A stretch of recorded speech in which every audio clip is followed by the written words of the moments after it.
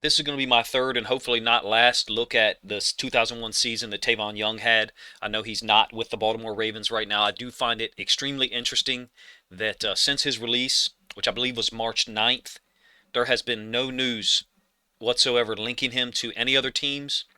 I'm on Twitter and I have not seen any tweets from him or about him meeting with other teams. I find that difficult to understand because I think if you watch the film of him from 2021 up until maybe the last 3 or 4 weeks of the season, I think you see an incredibly high level of play. Versatile guy, tackles well. I'm going to show you maybe 12 or 13 plays here. Covers very well in man-to-man. I think he's an exceptional slot corner.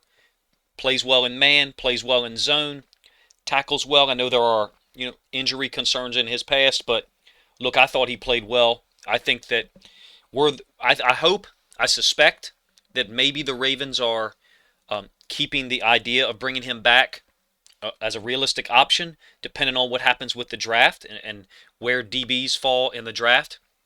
Maybe a guy like Dax Hill is on the Ravens' radar. I think that would make sense, being as Mike McDonald coached him in college. But in any case, let's look at some of the things Tavon Young did. And while I speak on, what I think is evidence that we should bring him back, if he's of the same mindset. Kickoff team, he's the 5, all the way out to the far right. His job is to contain, so he keeps outside leverage on the ball carrier. He doesn't want the ball carrier, get outside of him, so he can't fold in too soon. Like this guy who has a little bit less responsibility in terms of contain or forcing things inside.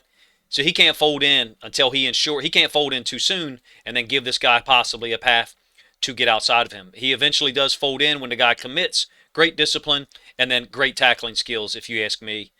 Complete player. Love his game. Against the Broncos, he's going to blitz off the edge. This is a real physical play on multiple levels with the Ravens. Tavon Young gets a quarterback hit on Teddy Bridgewater, and then Chuck Clark decapitates the receiver running the under route from the other side of the field. What I like about Tavon Young is the explosiveness, the burst that he has to blitz off the edge. He's off screen. What they do consistently on this blitz, of course, it's a Wink Martindale system, but one thing, I think Tavon is really good at this. And so I think wherever he goes, this is something you look at as something on film and say, okay, we got to put this in for this guy, or when we're running a nickel slot blitz, we want to do it with Tavon Young because of his burst. So what are they going to do with this DN or this outside backer, Justin Houston, slam him in the B-gap so that he occupies this tackle on the inside and then freeing up the edge rush for Tavon. Watch the burst, the closing speed that he has. And then him and Chuck Clark make impact hits on this play. Against the Chiefs, zone coverage, interception. This is going to be where Owe kind of jams Kelsey and loop blitzes to contain Mahomes and eventually forces Mahomes into a horrible decision to throw the football up. And Tavon Young closes on it. He makes plays.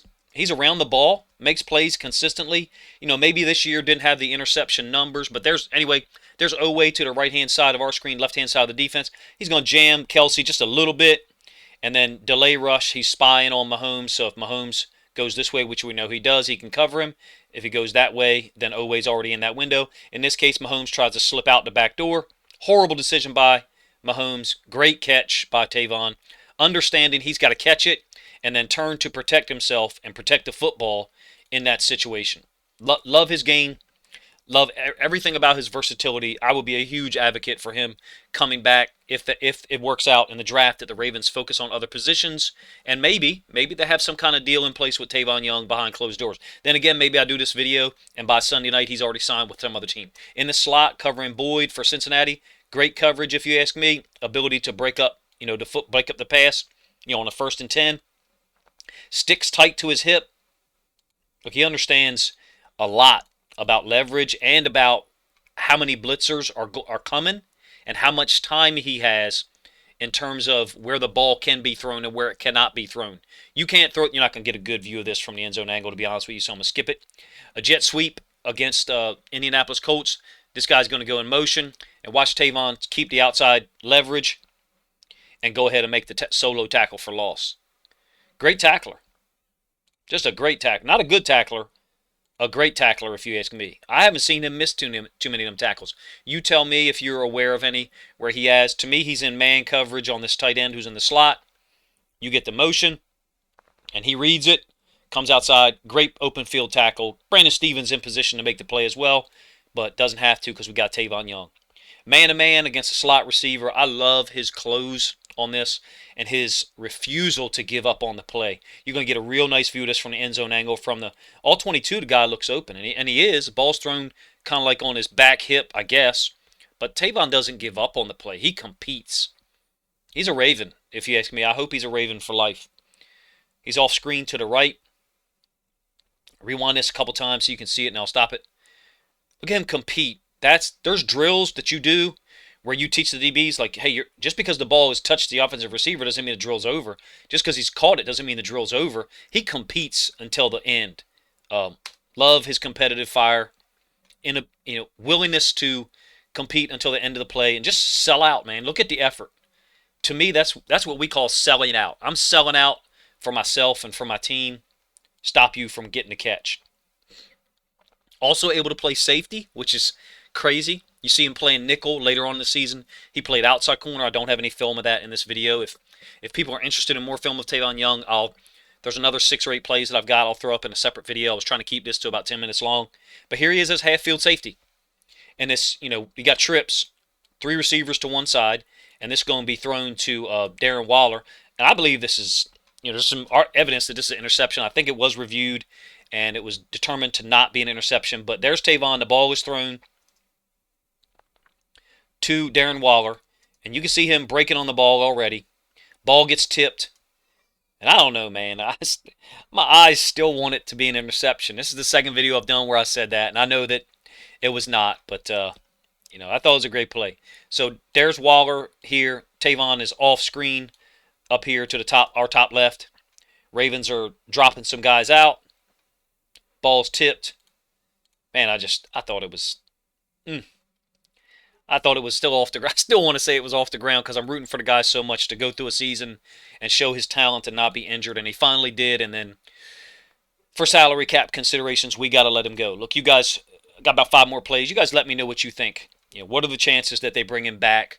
What are the chances that he's sitting out there not wanting to go anywhere else because he wants to be in Baltimore? I think he would probably do well in Wink Martindale's system if he's going to install the same system in New York, which you would perceive that he is.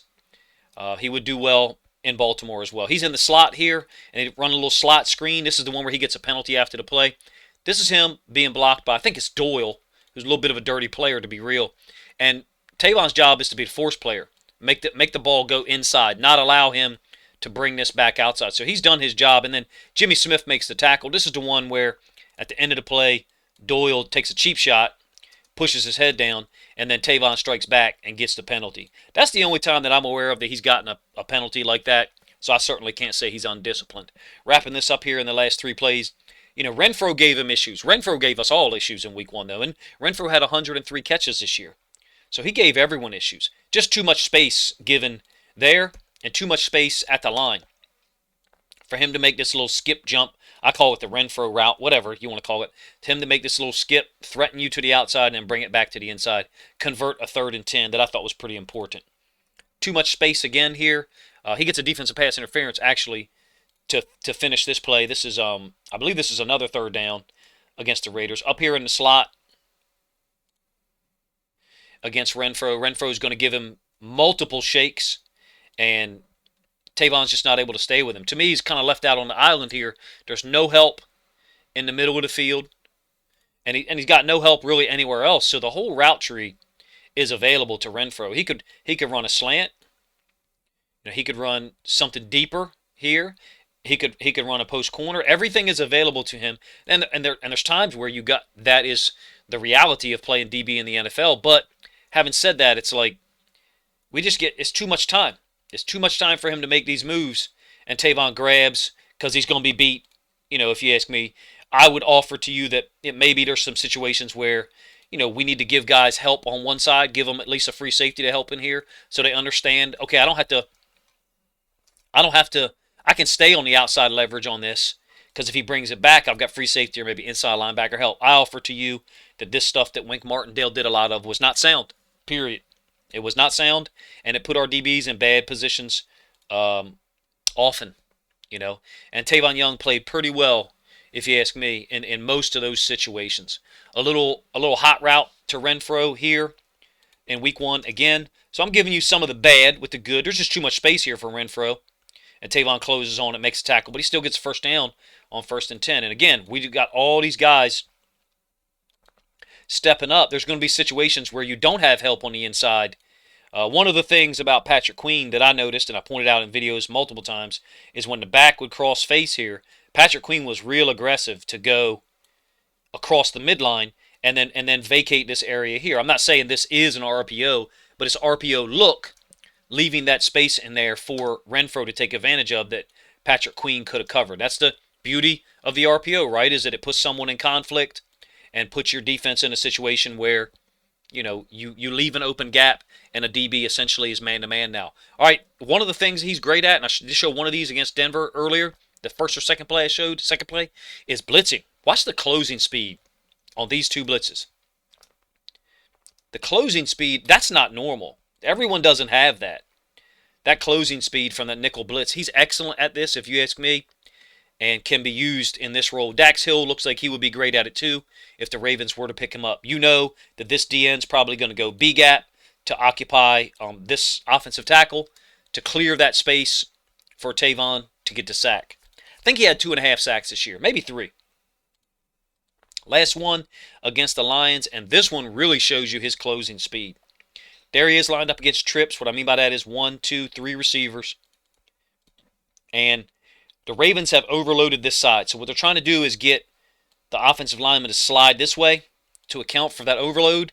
And then they're trying to get McPhee to occupy this tackle and Young to be, you know, free to run off the edge, which is what happens. But look at the distance that he is from the quarterback. I think that's about 14 yards. I could be wrong. Maybe it's a little more, a little less. You tell me. It ends up being more than 14 yards because the quarterback fades back. Closing speed is something that you can't teach. You can teach all kinds of stuff. You can't teach closing speed, and certain guys just have that it factor on how to finish tackles. There's McPhee. He's going to go B-gap. He's going to be one-on-one against this left tackle. So he's going to occupy him, take him inside. He's not really trying to win. I mean, it'd be great if he does win, but he's not really trying to win. He's just trying to occupy that tackle and get the free rusher. Tavon Young, sack. I think you guys can tell me what you think. I think there is ample evidence that the Ravens not only could bring him back, but should bring him back. I know there's other guys. Look, if Ahmad Gardner drops to 14, you take him, and then Tavon's probably not coming back. I get it. You know, Stingley, McDuffie from Washington, some of those guys, yeah, I get it. I'm co-signing drafting them as well. I'm saying if there's no interest in Tavon Young, if there's legitimately no interest in Tavon Young across the NFL, I'm shocked by that, number one. Number two, I think I'm asking you guys, do you think it's possible that the Ravens and Tavon Young have some type of under-the-table agreement? Hey, can you wait 3 weeks or 4 weeks, you know, or whatever, and then we'll re-sign you to this? Or can you wait 7 weeks or 6 weeks, you know, from March 9th until the draft? I don't know. Maybe I'm naive and just being hopeful that we can bring him back. I feel like Tavon Young is a Raven, and I feel like he deserves the opportunity to finish his career here. And I would like to see him, you know, make as much money as possible in the time that he has. And I find it really hard to believe that NFL scouts watch this film, some of these plays I'm showing you, and don't recognize the skill, the commitment to technique, the heart that he has, and then, you know, a couple of traits that he has that not everybody has. The closing speed and the tackling speed, to me, stick out, and the competitive fire, because I think you can see some of them things on film. You guys let me know what you think of the video, what you think of my breakdown, and what you think of Tavon Young's skills.